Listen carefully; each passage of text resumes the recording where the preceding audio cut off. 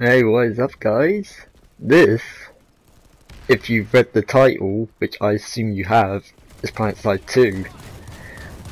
This game is obviously, if you haven't heard of it, it's a free-to-play game which is available on PC and PlayStation 4. It was announced last year that it was coming to PS4, and I couldn't wait. Now, to be honest, I had first impressions about the game which I didn't exactly like. This game didn't sell itself to me when I first downloaded it. I found there were a couple problems. I've talked about them, but I want to go a bit more in detail with them, but I want to also go in detail with the strengths of this game. Now, obviously to begin with, let's talk about strengths. This game is massive. It is humongous. Like,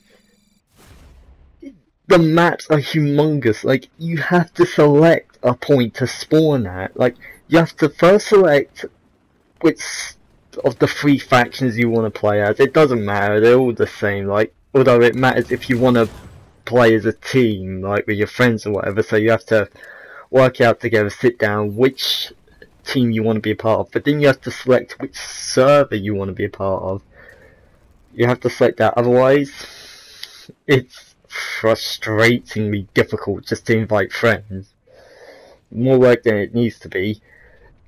But gameplay, it's all about the objective. It's all about playing the objective. And I actually like that because it focuses on it makes you focus on playing the objective, a bit like Battlefield. There's no kill streaks. You get credits for getting kills, which you can use to buy upgrades for guns. It's kind of similar to what Black Ops used to do.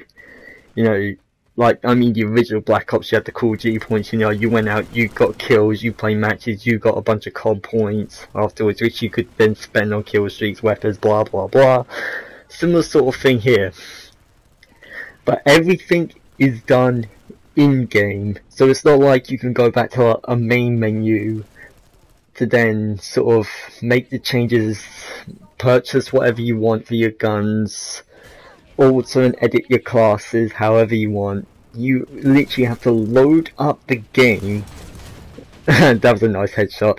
Anyway, you have to load up the game and then hit the options button or go into the pause menu, although I don't really see why it's a pause menu because you don't actually pause. Scroll down to the store category and that's where you can make all your purchases.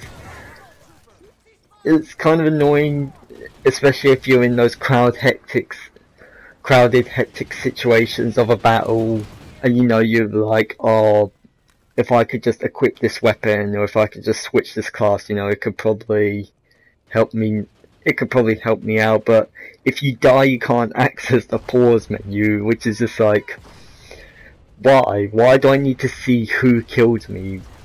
Yes, I died, but still, allow me access to the pause menu so I can either quit the match if I want to, I can either purchase stuff if I want to, or whatever. It's kind of frustrating. But the invite friends thing, oh my goodness, that whole issue, that is so annoying. It's a bit like the weapons purchase thing. You can only do it in the pause menu. So you literally have to hit the options button, scroll down to social, scroll across to friends, and then you have to find them by the name they've created for themselves in the game. So you can't use online IDs to recognize people. You have to use their in-game names, which is just like, why do we need an in-game name? We've already got our online IDs, so anyway.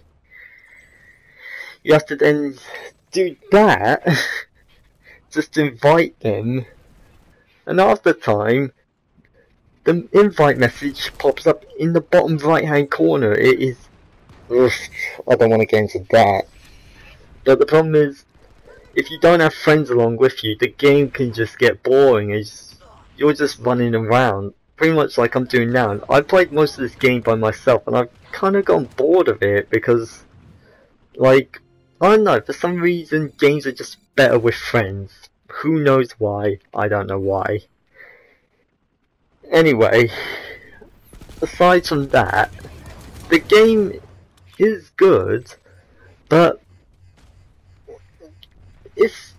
there's just a couple things that for me hold it back from being, oh my god, amazing, this is the greatest FPS ever, which I'd give to Team Fortress 2 any day. Team Fortress 2 is probably the best FPS I've ever played. Anyway, there's a couple things that hold this game back from attaining that status, like the whole options customization thing, the friends, the situation with inviting friends, that is annoying as hell. But then, there are a couple of things that put this game a bit up there, like, the strong points about this game. Now this game actually does have friendly fire, which makes you focus on your aiming, because there have been a couple of times where I've accidentally shot down enemies and it'll keep replaying the same message, blah blah blah, if you damage your teammates too much, grief points, blah blah blah. Yeah, I get that. But it actually makes you focus on your aiming. You have to worry about hitting the target, because obviously if you're in a corridor or whatever, and you start veering your gun off to the right, and your teammate to the right, it's going to damage him and it's going to kill him.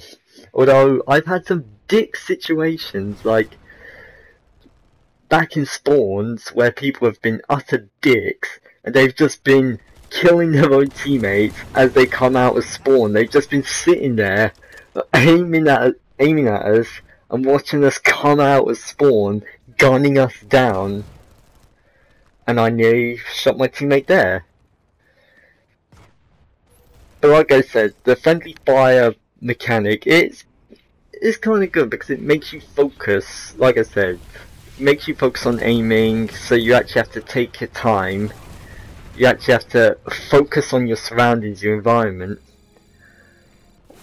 so you can actually hit the target you want to hit.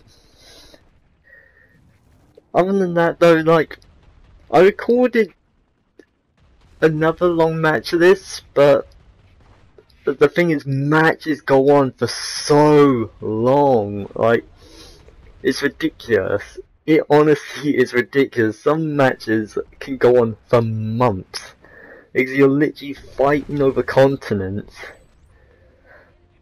And obviously, a person can't sit in front of a TV with a PlayStation controller, playing PlanetSide 2 for months. I think that's kind of the problem, like, don't get me wrong, I like that matches can go on for quite a long time, because trust me, I've played Battlefield matches where the matches go on for quite long because the teams have just been so evenly matched. But then, when a match is going on for months at a time, yes, it gives off this feeling of, oh, it's a massive scale war, but you can't see all of it, you're only going to see snippets of it, so like, and your contributions, so say if, sorry, I started way back there, anyway, say if you get like a group of friends together, and you just go ham, you kick ass, you know, you help push your team up, you help make your team capture the points, you're essentially the driving force of the team. Well, at some point you're going to have to log off of the match, at some point you're going to have to quit, and your work, your contributions can just easily be undone by you logging off, because then you're not there. And another group of players like that on the other team could just come in and undo the work you've done. So it's kind of annoying, it's a bit defeatist if you actually think about it. It's just like, okay, well done, you've done this for your team, but unfortunately, you know, due to your real life situations, you know, you have to get up for work, or you have to get up for school tomorrow, or you have to go do some work now, or you've arranged to go out with some friends now, so you have to log off. All the work you've built up is going to be undone, and when you get back, you're going to have to build it back up. Kind of annoying, but ugh. Anyway, I want to move the conversation away for a bit, because I've had a funny couple of weekends, shall I say it like that. I've had 2 sick weekends, and I want to tell you about them. Because obviously I don't want to just talk a lot about gaming, and plus I don't have any more to say about this game. So last weekend well, let me tell you the story. Last weekend where AC/DC came back to London for their final concert, because they're doing their Rock or Bust tour, their final world tour, or what a lot of people are calling their final world tour. And they were giving out tickets on the radio, and my dad actually won the tickets, and we went to Wembley Stadium. Now, this is where the story only just begins. We had to enter Wembley Stadium through the Club Wembley entrance, which is like this sort of... It's almost like for members who buy premium tickets to Wembley, so you know, they can just enter this club or whatever. Now, we read the tickets and it said your entrance is Club Wembley, so we actually thought this could get us inside the actual club.